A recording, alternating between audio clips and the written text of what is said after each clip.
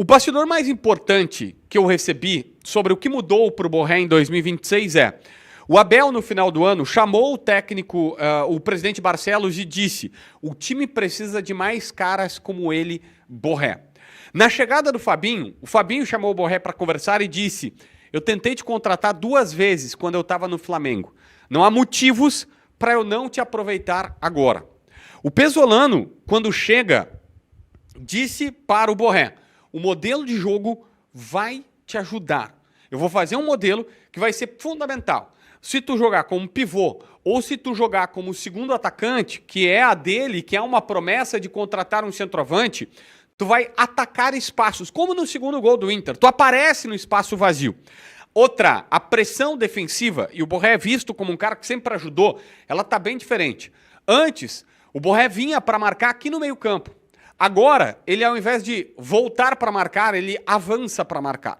Ele sobe para marcar e está mais perto do gol.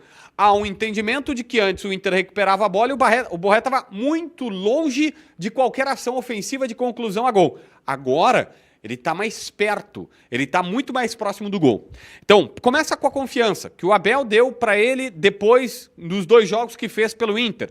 Passa pelo Fabinho, dizendo: olha, cara, eu te queria no Flamengo, não vou te querer aqui no Internacional.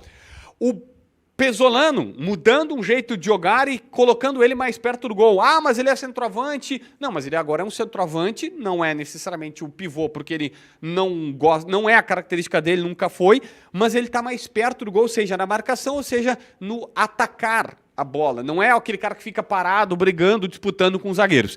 Isso está fazendo toda a diferença. Fora isso, ainda tem as correções individuais. O Pesolano já trouxe aqui, por exemplo, é o cara que mais briga com o Bernabé, porque ele tá errando e a gente vê que o Bernabé erra posicionamento defensivo. E com o Borré acontece a mesma coisa, só que o Borré gosta de, posiciona aqui, volta lá, porque daí tu sabe o que o treinador está fazendo ou o que ele espera de ti. E isso tudo justifica a atuação no nível que teve no Clássico Grenal. E isso tudo que a gente está ouvindo, um abraço JB, um abraço Bruno, para todo mundo que está com a gente consegue ver em fatos, né? O Borré tem 4 gols na temporada, 4 gols significam a metade dos gols que o Borré fez na temporada passada. E além dos números que são de conhecimento geral, tem uma informação de bastidores de que o Borré tem sido um dos destaques dos treinos físicos da pré-temporada, né? Então o Inter pega um dos principais salários do grupo, um dos principais jogadores, e tenta mexer com ele depois de uma temporada muito ruim. E o que a gente tem nos relatos de bastidores e também pelos números é de uma reação do Borré. Um abraço a todos, a gente vai falar bastante aqui sobre bastidores e ambiente do Inter em relação a isso. Só tem um detalhe que eu quero acrescentar ainda sobre essa questão do Borré. O diagnóstico, a impressão, ou o que foi dito pela comissão técnica nos bastidores sobre o Borré, é que o Borré, ainda antes do Grenal, tá? É que o Borré é um atacante completo. E por isso a direção apostou e aposta ainda, tanto que nessa temporada de 2026 o Borré possa ser recuperado, especialmente em relação ao ano de 2025.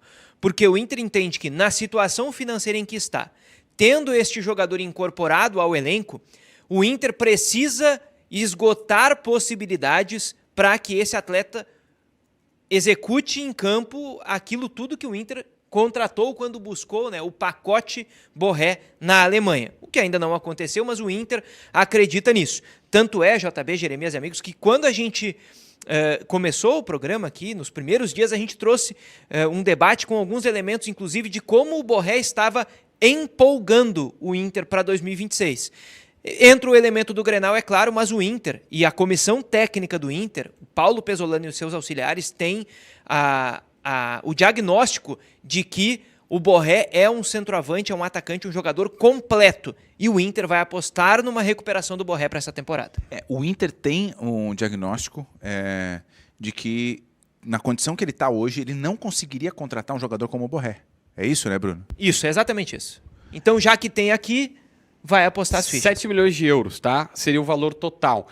O valor fixo é na casa dos 6 milhões e alguns quebrados de euros, mas tem os variáveis, tem as bonificações, que eu não sei se ele vai atingir, mas o pacote todo que tu assumiu lá atrás era de 7 milhões de euros que o Internacional fez para contratar. Essa hoje não é mais a realidade. E sejamos honestos, o Inter só consegue trazer um Borré, um Thiago Maia e os jogadores todos que nós soubemos que custaram caro por conta do dinheiro aquele da Liga Forte, que foi usado num primeiro momento para pagar contas, mas essas contas abriram crédito e esse crédito abriu a chance do Inter contratar jogadores, naquilo que já foi dito até como um all-in do Inter para ser campeão. Mas o fato é, o Borré recebeu, por exemplo, proposta para sair, ou sondagem recentemente, para sair por Cruz Azul, já recebeu consulta do Fluminense e em todas o Inter diz, cara, eu vou vender. Por quanto? Não vai receber nem perto do que pagou, do que assumiu pagar com o clube alemão. Então não vale a pena. Tenta utilizá-lo, já que ele tem contrato aqui até final de 28. Tem uma outra questão a respeito do Borré. Eu não quero entrar muito na questão tática de opinião aqui, tá? Mas é algo que o Inter leva em consideração. E é por isso que é preciso dizer. O Inter entende que, e a gente já falou isso algumas vezes, eu preciso repetir. O Inter já falou internamente e para o Borré que acredita que a chegada de um centroavante de área, de posição, pode fazer o Borré crescer de desempenho, de rendimento. O Inter já disse isso. Só que não tem esse centroavante hoje no elenco. O Inter não tem. Pode ser o Alejandro, que ainda não veio. Isso, mas hoje, por exemplo, para o Grenal não teve. O que foi a medida do Pesolano no dia a dia? Tentar adaptar o estilo de jogo do Inter para que o Borré tivesse o espaço, que é isso que o JB trouxe aqui, né, nesse relato de bastidores que ele ouviu. Joga a bola em velocidade para ele. Pois é, se não tem o centroavante para abrir a defesa e fazer esse espaço, o que o Inter tentou fazer com o Pesolano é uma mecânica de jogo que gerasse esse espaço. Então, enquanto não chegar o centroavante, o Inter vai tentar adaptar, o Paulo Pesolano está tentando adaptar o time para que o Borré também tenha aquilo que o Pesolano fala, né, de entender a fortaleza e o que é a deficiência do jogador, né? Potencializar a fortaleza e diminuir a deficiência dos atletas do elenco. O Inter entende que enquanto não tiver este centroavante para o Borré fazer uma dupla, o que pode ser uma variável importante para o Paulo Pesolano, o Pesolano está fazendo este ajuste no time para que o Borré renda mais. O Borré tem uma virtude física muito grande, uma capacidade pulmonar mesmo. Se nós pegarmos os números, eu não tenho acesso a eles para publicizá-los, senão eu faria isso, mas tenho a informação que os 3 jogadores que mais correram ou que ponteavam a fila nos treinamentos de pré-temporada eram Bernabei, Alan Rodrigues e Borré.